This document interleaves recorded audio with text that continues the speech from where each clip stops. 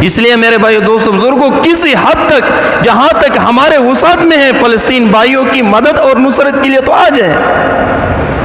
اس لیے آج مسلمانوں کو یہی پیغام دینا چاہتا ہوں، دیکھو مسلمانوں کی مظلوم اور بے بس مسلمانوں کی فریاد رسی کرنا یہ بہت اہم فریضہ ہے۔ اس لیے مسلمانوں خواب غفلت سے بیدار ہو جاؤ۔ فلسطین میں ہمارے مائیں اور بہنیں اور بچوں پر جو ظلم ہو رہا ہے ان کی مدد اور نصرت کے لیے عملی میدان میں آ جاؤ، عملی میدان میں آ جاؤ، عملی میدان میں آنا پڑے گا۔ جناب رسول اللہ صلی اللہ علیہ وسلم کا فرمان ہے، جاہد المشرکین باموالکم وانفسکم والسنتکم، مشرکین کے ساتھ جہاد کرو، مال کے ذریعے سے بھی، جان کے ذریعے سے بھی، جان کی قربانی پیش کرو، والسنتکم، زبان کے ذریعے سے بھی، یہ بھی جہاد ہے۔ ان کی حمایت کر لو، کفار کی مذمت کر لو، مسلمانوں کے حوصلے بڑھاؤ، ان تک پیغام پہنچاؤ کہ ہم تمہارے ساتھ ہیں حقیقی معنی میں۔ اور راتوں کو اللہ تبارک و تعالی سے ان کے لیے مانگو، اے ربا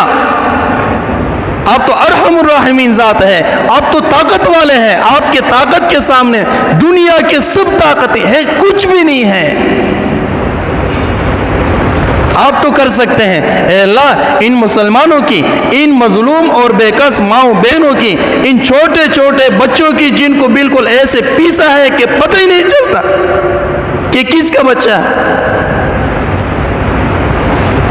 لیکن مسلمان خاموش ہیں۔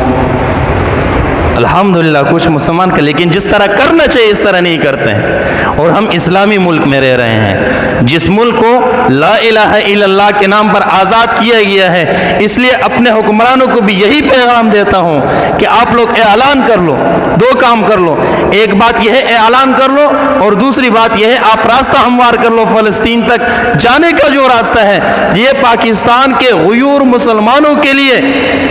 ان غیور ان شہروں کے لیے آپ اس راستے کو ہموار کر دو، فوج بھیجنے کی ضرورت نہیں پڑے گی، انشاءاللہ ہر تبلیغی، ہر جمعیتی، ہر مسلمان پاکستان کا فلسطین کے مورچوں میں رہ کر کے اسرائیل کا مقابلہ کرے گا۔